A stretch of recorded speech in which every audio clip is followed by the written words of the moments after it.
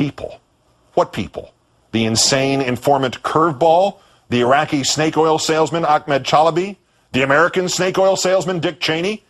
I was told by people that they had weapons of mass destruction, as were members of Congress who voted for the resolution to get rid of Saddam Hussein. And of course, the political heat gets on, and they start to run and try to hide from their votes. Mr. Bush, you destroyed the evidence that contradicted the resolution. You jammed down the Congress's throat the way you jammed it down the nation's throat. When required by law to verify that your evidence was accurate, you simply resubmitted it with phrases amounting to "see, I done proved it," virtually written in the margins in crayon. You defied patriotic Americans to say the emperor has no clothes, only this time with the stakes, as you and the mental dwarves in your employ put it, being a mushroom cloud over an American city.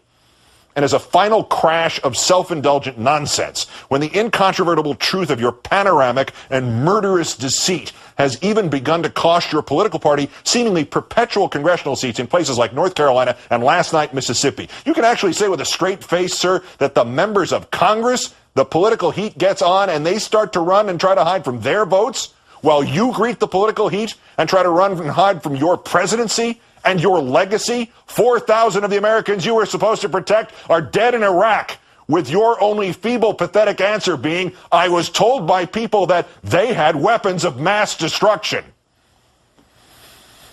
Then came Mr. Bush's final blow to our nation's solar plexus, his last reopening of our common wounds, his last remark that makes the rest of us question not merely his leadership or his judgment, but his very suitability to remain in office. Mr. President, he was asked, you haven't been golfing in recent years. Is that related to Iraq? Yes, began perhaps the most startling reply of this nightmarish blight on our lives as Americans, on our history. It really is.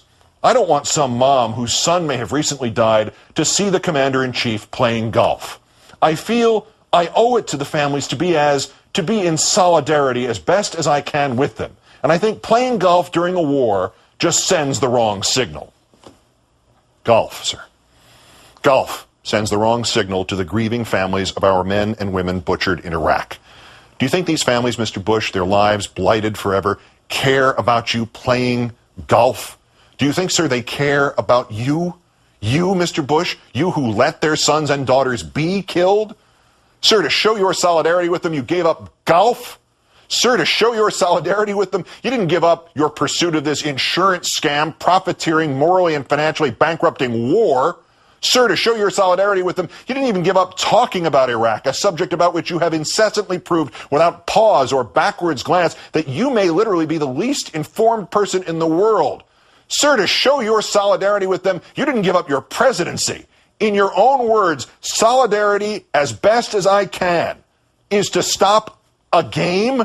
That is the best you can? 4,000 Americans give up their lives, and your sacrifice was to give up golf? Golf. Not gulf. Golf. And still it gets worse, because it proves that the president's unendurable sacrifice, his unbearable pain, the suspension of getting to hit a stick and a ball together, was not even his own damned idea. Mr. President, was there a particular moment or incident that brought you to that decision? Or how did you come to that? I remember when De Mayo was killed, who was at the UN, and got killed in Baghdad as a result of these murderers taking this good man's life. And I was playing golf. I think I was in Central Texas, and they pulled me off the golf course, and I said, it's just not worth it anymore to do. Your one tone-deaf, arrogant, pathetic, embarrassing gesture, and you didn't even think of it yourself. The great Bushian sacrifice. An Army private loses a leg. A Marine loses half his skull. 4,000 of their brothers and sisters lose their lives.